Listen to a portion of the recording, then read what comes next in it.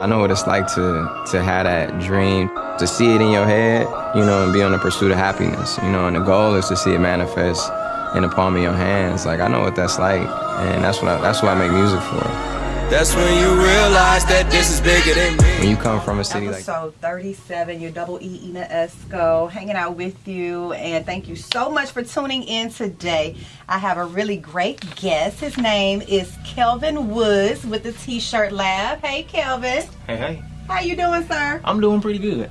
Okay, so I hear that you're from the Mound. Yeah, Orange Mound. Orange Mound. So where exactly in Orange Mound are you from? So my family grew up off Beverly. So that's the kind of side that we're from. I went to Cherokee, Sherwood. I was supposed to go to Melrose, but ended up going to Overton for the performance arts side. But Yep, I'm from Orange Mound. So you went to Overton. Did you want to go to Overton for the specifically performing arts piece of it? Yeah, that's the only way I got in. Okay. Overton has a program called Kappa, Creative and Performance Arts. And some of the school, of course, is because of the district, so they go to the school, but then they leave some of the slots open for kids in the Kappa program.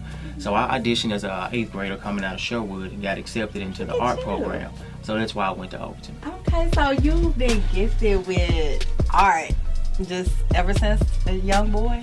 Yeah, art is my passion. I've always wanted to paint, wanted to draw, so it's kind of how I got into the career field that I'm in now. Okay, so can you pretty much like look at anything and draw it? Is that like where it, you know? Yeah, absolutely. So while I was at Overton, I really perfected my portrait skills. And that was my side hustle while I was going through school. I used to do a lot of portraits and things like that for commission. So yeah, I'm a pretty good artist. Real deal. We got the real deal over here. Okay. So you were going to Overton, the School of Performing Arts, and you graduated, and then you went to UT Chat? Yep, went to Chat 2005. So went to Chat for graphic design. Learned a lot. 6 hours away from home. You know, really had to grow up real fast. And ended up staying away for 8 years before I came back home. So yep, Chattanooga. So you graduated from UT Chat, and then what? So, graduated from Chat. We ended up staying in Chat. My wife and I stayed in Chat for a little while longer after we finished up with school. Got married pretty early. Got married at 22. So we was just kind of living the young married life in Chattanooga. And she had started her career with a technology company in Chattanooga. And they opened up a store in Nashville. And she took she got a promotion as a branch manager. And I was like, well, let's do it. Let's go. So I followed her down to Nashville, and I got promoted for the company that I was working with at the time in the print industry. And we just, was living that college life. I'm sorry, that young married life and just having fun. With no kids at the time. No kids at the time. Oh yeah, y'all was doing it. Yeah, so, and it was right around the time that I realized that, corporate America wasn't for me, and I stepped away at 24 and started my own company. Well, I mean, what was it? What was the defining moment where you said, I don't want to come back tomorrow. I want to do my own business? Well, it was a couple things. I think time was the biggest thing. Not having control over my own time, having to go in and clock in and be there. The money wasn't necessarily the biggest thing for me at the time. I just really wanted my own freedom. And I was a creative person, so, the higher I got in the company, the more it became corporate. We had to wear suits and things like that, and we had to dress up, and it wasn't my style at the time. So I wanted to step away and just, explore that entrepreneur endeavor, really before we had too many responsibilities. Because I know, the older you get, the more responsibilities, the more bills, kids come along. And it becomes a real challenge to be able to step away and be an entrepreneur. So I wanted to explore that before we got to that point. And fortunately, things just really took off. Wow. I know how it feels to like work a corporate job and you're like miserable. Like it could be a great job, great pay, but this is not what I want to do. Yeah, exactly. And it really kind of just gnaws at your soul, especially for a creative person. And you are a creative, so you quit the corporate job and you said, I'm about to do this business. So you already knew what you wanted to do? Yeah, I did. Being in the print industry, I always wanted to do something in the print industry, and I kind of started exploring the T-shirt business. And right around the time I walked away, or actually a little bit before I walked away, we had been looking at some equipment, doing some research, and things like that, and we found a real good deal. So we went down there and thinking I'm buying this one machine. The guy gave me the whole shop. So I loaded that U-Haul truck up, came back to my 2-car garage, and hit the ground running at 24. Oh, you thought you were getting one machine? Like what types of machines were there that got you started? A screen printing machine? I mean, what are they? What are their functions? So at the time, I really didn't know what I was getting because I didn't know much about the industry. Okay. But yeah, I was buying a 6-color, 6-station press. But there's so many other pieces of equipment that goes along with the screen print shop to really make it work. And had I not got that equipment, probably wouldn't have been as successful, right off the bat. But we got a ton of equipment when we initially made that first purchase. Hit the ground running, took a ton of orders, and did not know how to complete these orders. Wait a minute. Look, I was in that garage all night trying to figure it out until it got to the point to where I was like, you know what? I had to pay somebody else to do it. So I paid somebody else, delivered it. The customer never knew. He was happy. He referred more business to me, and it really bought a little bit more time for me to learn the business. And that's what I did for the first 2 years. The first year was a huge struggle. Didn't make much money at all. And then coming out of year 1, found out that my wife was pregnant. So I was like, look, I'm either going to go back to corporate America or I'm going to really make this thing work. And one of the things that I did in corporate America when I walked away was I didn't put in the 2-week notice. And I did it intentionally because I really wanted to burn that bridge. You intentionally wanted to burn the bridge? I knew if I had that bridge, I was going to go back. Okay. I knew I was going to go back. And honestly, I wanted to go back. But because I had burnt that bridge, I didn't have any choice but to move forward. So my second year, literally 40 hours a week, waking up, going networking, getting back in front of the computer, answering emails, going back out networking. 5 o'clock, transitioning to production, going in the garage, print T-shirts. Then the next morning, doing the same thing in the garage till 2, 3 o'clock in the morning, waking up at 7. I think that second year, I literally probably went through 10,000 business cards a month. And I'm in Nashville, where I didn't know a lot of people, didn't grow up there, just out, cutting my teeth. And by the time the second year closed, I had netted over $60,000 in profit. As a 25-year-old, I was like, yeah, I'm definitely not going back to year 1. I'm not going back to corporate America. So wow, so that first year was a struggle, and you hired someone to help out that knew about the equipment. Is that correct? No. Okay, so the person you hired didn't know about the equipment. So y'all were learning together. Yeah, actually, for the first 2 years, it was me by myself. Yeah, I was the graphic designer, I was the customer service rep, I was the production person, I was the deliverer. I did everything. You figured it out though. Yeah, so for the first 2 years, and we really I outgrew the garage. And like I said, we had our daughter, so we was like, if we're gonna really make this work, we're probably gonna have to get some help. So that's when we decided to move back to Memphis, get some family help with the little one, and continue to pursue the business. And when I moved back, that's when I brought on my first partner, my brother, Bobby. Did he want to do it? Yeah, actually, he wasn't my official partner, but he would come down to Nashville when I would get some big orders and he would help me out. So yeah, he had already shown some interest and he's always supported me. Probably one of my biggest supporters is my older brother. So when I came back, I was like, come on, man, it's too big for me to do by myself. You gotta help me. But he was working as a manager at the hospital, 3rd shift. So he made some huge sacrifices. He would literally get off, come into the shop, work 8 to 5 with me, and then go home, get a few hours, and go back until we grew to the point to where he could walk away from the hospital. That is a blessing. Yep. So. Wow. So, what do you think is like one of the biggest struggles in this apparel industry? Is it considered the apparel or screen printing industry? Yeah, I think apparel would be the best term for it. Okay. So I know that you overcame a lot of your struggles, but like just for someone trying to get into the business, because I meet a lot of people, that even my son, my 13-year-old son, he's an artist. Okay. He can look at anything and draw it. And really right now he's at that age, right, where he's into it and he's not into it, but he still has that gift. Gotcha. And at one point he was really like, Mom, I want to start my own business. I need a press. And I'm like, what? You need a press? I said, well, why don't you go somewhere? Let's go somewhere where someone has a T-shirt company and they already have a press and you see how it works. Things like that. What do you think are some of the, I guess, biggest barriers of getting in this business? Is it getting the equipment or? Well, it's honestly a combination of things. Equipment, if you don't have the capital, can be one of the biggest challenges, especially if you're trying to, get a hold of a bigger clientele base. If you only have a certain amount of equipment, you can't compete with some of the bigger companies because they can slash the prices because they have big equipment where they can just push these t-shirts out pretty quick. And unfortunately, we're kind of growing to that point where we can kind of play around with the margins a little bit more. So it makes it harder for the smaller person to really compete. But secondly, I think just really learning the craft.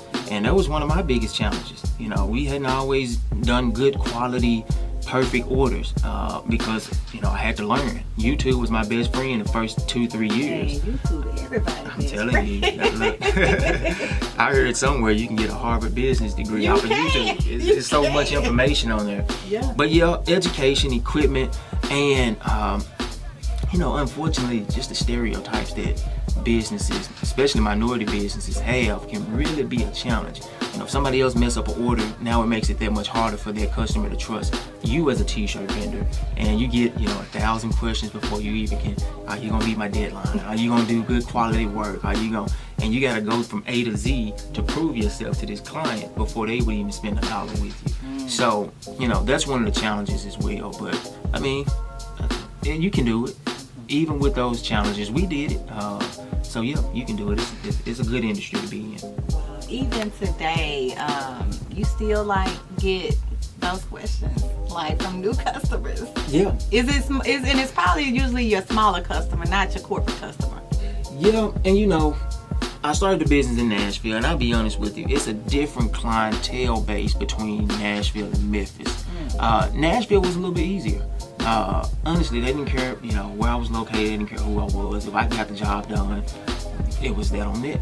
Here in Memphis, like I said, because a lot of the businesses lack the capital to really get started properly, they go through a lot of challenges, and unfortunately, those challenges, mess up a lot of relationships. So, as a minority business owner coming in to this market, trying to establish myself, I have to deal with a lot of that backlash from other people that messed up those customers' order. But yeah, we still get it, even though we're professional. You come in, we're going to be dressed up. You're going to be easy to identify who we are. We have a decent sized staff. The building looks nice. All of those things that we've worked so hard really to get past a lot of those questions, but we still get them, and it's okay. I enjoy answering them. Yeah. So prove to them that I know what I'm doing. Yeah, absolutely. Now, you all just had the grand opening for the location for the T-shirt lab in Whitehaven. Mm-hmm. How was that? So it was pretty cool. Like I said, even though I moved back to Memphis in 2014, I was gone for 8 years, and a lot had changed since we had left. Probably more so with me than the city, because I've experienced business on so many different levels. I did a lot of traveling when I was in college. Did so much commerce and things like that. Then when I came back, Memphis was different. So opening up in Whitehaven, it's been a cool experience to be able to, now grow into Memphis and know what the clientele base is and bring a lot of my past experiences, back to the city and prove to people that you can be a minority business owner and you can succeed and we can do good quality work. You can put us up against the big dogs, and I promise you, you wouldn't be able to tell who did the shirt. When you came back to Memphis, what did you immediately see as this is different now? Yeah, that's a great question. Honestly, initially I didn't see a lot. A lot of change because I'm from Orange Mound, so when we came back, me and my wife, we had talked, me and my partner brother also, we had talked about, what do we want to put the business in? And we had decided on Orange Mound for several reasons. One is the neighborhood we grew up in, and two, we wanted to put a business in the community to show the community that you can be, a minority successful business. So when we came back, it was an uphill battle. The building that we purchased needed a lot of work, so we put a lot of capital into the building to get it up. And the community just, they supported us, but then you had a lot of people that didn't support, where we were located. We still throw trash in the yard, and it used to frustrate me so much. I'm like, look, we putting all of this money into the community to make it look good so that we can create commerce, so that we can employ y'all. and they wouldn't treat the property right. I would come in, they would break the windows, they would, you know, it was bad. And it took them a little while for them to really understand what we were trying to do. And it came when we started building relationships with the community. We started hiring people from the community. A lot of the guys were disenfranchised. You know, nobody else would give them a job. We would hire them, we'd give them a decent wage and really restore their pride and, you know, their individual. Now they can take care of their family. They have a little bit more income. So as we were in Orange Mound for 5 years before we opened up Whitehaven. So we built a lot of relationships with the community.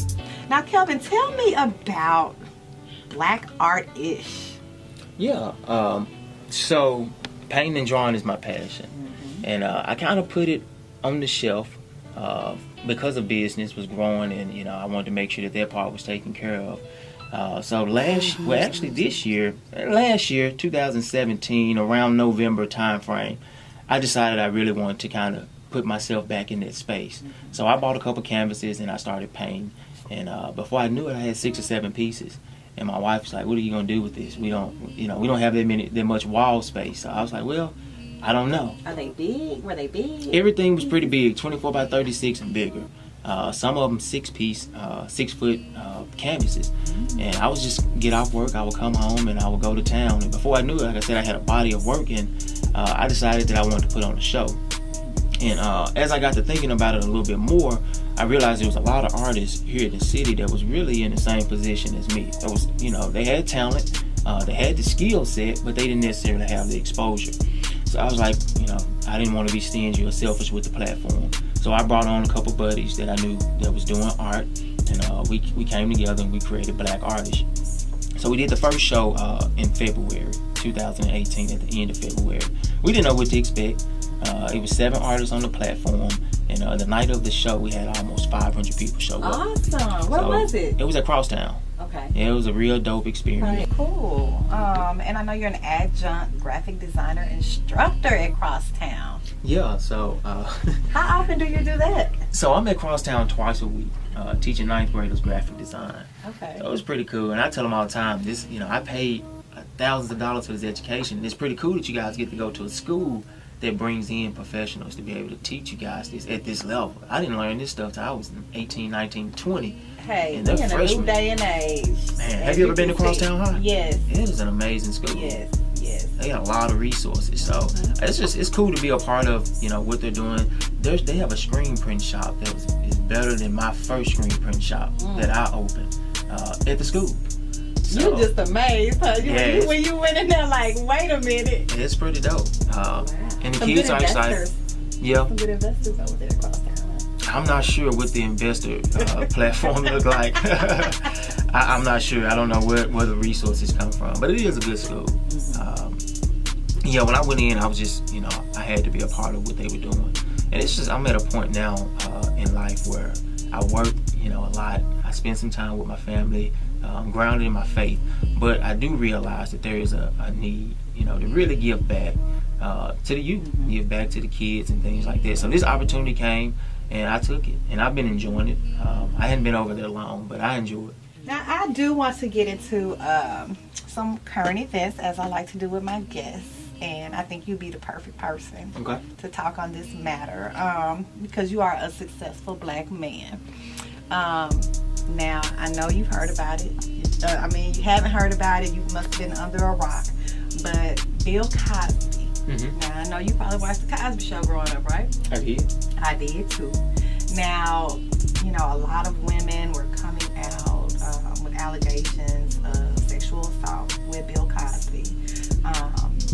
And a lot of it was kind of limited because of the statute of limitations. So they couldn't convict him or try him on anything. But it was one lady that was still in that time frame to go to trial with. So we found out this week that he is going to jail for 3 to 5 years. Going to prison. This man is 82, I believe. Yeah. 82 years old. So what are your thoughts on, I guess, the final decision to send him to jail? Because honestly, I thought that they would let him get probation considering his condition. Yeah. And I'm a little kind of feeling some kind of way about the entire thing, because I'm gonna let you answer the question, but let me get my thought out real quick. I just feel like this is a man with a lot of power and a lot of money, first of all, black man. And I've watched over just the last 2 years a lot of men with a lot of power and a lot of money not being sent to jail for some of the same things. So that's where I kind of feel some kind of way about the whole thing. But what are your thoughts, Kelvin? Yeah, I definitely agree with you, and it's sad. It really is to see The whole legacy. to see him going through that. But you know, it's several sides to it. Unfortunately, well, not unfortunately, if that's the type of crimes that you're committing, it's just one of those things. You're gonna have to, face the penalties. And I don't know if he did it or not. It's just one of those things. But the second side of it is, it's unfair to see, and maybe unfair isn't the best word. It's unfortunate to see, the way that certain people get away with things and others are held accountable for their actions. That part does kind of make you angry. But on the other side, I have a daughter. I have a 5-year-old daughter. And I think of if someone was to do something to her, I would want them to pay, the price for that. So it's kind of a, two-sided coin. And it's unfortunate because Bill Cosby is a staple in the black community, and you don't have too many people to look up to, as an African American, and unfortunately now, they've ruined his name. At his age, you think of Bill Cosby, now you're gonna think of, sexual assault and they labeled the man a sexual predator. I was like, dang. It's just so like opposite of his legacy, And that's, and it's kind of off topic, but kind of, in line with what we're talking about. That's why it's really important for, the community to support, local businesses. Because what it does is, in our community, it's going to be sports, entertainment. And there's nothing wrong with it. There's money to be made in those industries. And if you're talented, go for it. But those are the exceptions. It's the exception. However, anybody can start a T-shirt company and grow their T-shirt company and be able to take care of their family and employ people from the community, start a barbershop, start a restaurant. So it's important for the community to recognize those individuals, because what it does is it shows the youth that, I can still be successful. I can start looking up to other people instead of, this small industry. And with social media now, it's like those type of NBA basketball entertainers even more glorified now. It's at another level with social media.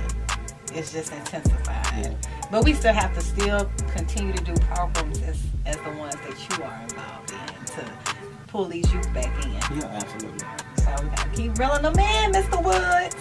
I'm on board. I know you are. And I need me some AKA gear. Yeah, absolutely. So you got the Greek. Did you talk about your Greek? I didn't. No, I didn't. So with the new Whitehaven store, we had enough square footage to start On the Yard, which is our Greek paraphernalia store. So if you Greek, come on out. We got we're actually getting ready to roll out the fall line. So we got a lot of hoodies, sweatshirts. What's this? We'll probably have some items available starting October. You know what? We got a lot to talk about. Yeah, I got you. What size T-shirt? Medium. Medium? Okay, I got you. But I have a proposition for you as well. Okay. So we'll talk more off the mic, but I really appreciate you coming by. Thanks for your journey is just amazing, and how involved you are with the community and giving back. I don't see it on that level a lot. So I really applaud you. Thank you. I'm praying for you and your family. I'm coming to visit the church, New Life. Yep, come on out. And thank you so much for coming, Kelvin. You're my guest for episode 37, Verbally Effective. Please hang up and try again.